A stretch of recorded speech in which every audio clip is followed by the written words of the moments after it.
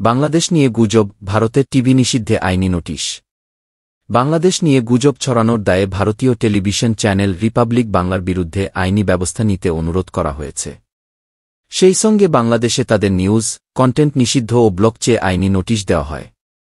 Supreme কোর্টের এক আইনজীবী রবিবার ১ নভেম্বর রেজিস্ট্রি ডাকযোগে এ আইনি নোটিশ দিয়েছেন সুপ্রিম কোর্টের আইনজীবী মো. মাহমুদুল হাসান।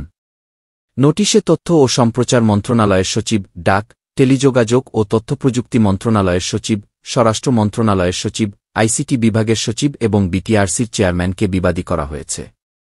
নোটিশে বলা হয়েছে, রিপাবলিক বাংলা একটি ভারতীয় টেলিভিশন চ্যানেল। এই চ্যানেল স্যাটেলাইট সম্প্রচারের পাশাপাশি তাদের নিউজ, কন্টেন্ট ইউটিউব, ফেসবুক সহ বিভিন্ন সামাজিক যোগাযোগ মাধ্যমে প্রচার করে থাকে। কিন্তু অত্যন্ত দুঃখের বিষয় এই যে, ভারতীয় টেলিভিশন চ্যানেল নিয়মিত বাংলাদেশের বিরুদ্ধে প্রোপাগান্ডা প্রচার করে যাচ্ছে। এই ভারতীয় টেলিভিশন চ্যানেল অব্যাহতভাবে বাংলাদেশের বিরুদ্ধে মিথ্যা তথ্য সম্প্রচার করছে এবং বাংলাদেশের আইনশৃঙ্খলা অস্থিতিশীল করার ষড়যন্ত্রে লিপ্ত রয়েছে। এছাড়া গুজব ছড়িয়ে বাংলাদেশে হিন্দু মুসলিম সাম্প্রদায়িক দাঙ্গা সৃষ্টির চেষ্টা চালিয়ে যাচ্ছে।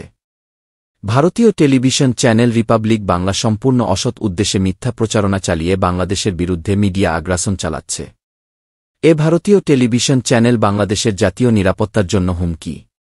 একই সঙ্গে ভারতীয় এই টেলিভিশন চ্যানেলটি বাংলাদেশের জননিরাপত্তার জন্য হুমকি হিসেবে দেখা দিয়েছে। বাংলাদেশের জাতীয় নিরাপত্তা সুরক্ষার জন্য আইনি নোটিশ পাওয়ার ৩ দিনের মধ্যে ভারতীয় চ্যানেল রিপাবলিক বাংলার বিরুদ্ধে আইনি ব্যবস্থা নিতে অনুরোধ করা হয়েছে।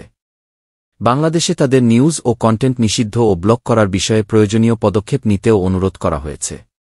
অন্যথায় এ বিষয়ে ব্যবস্থা নিতে হাইকোর্টে রিট পিটিশন করা হবে।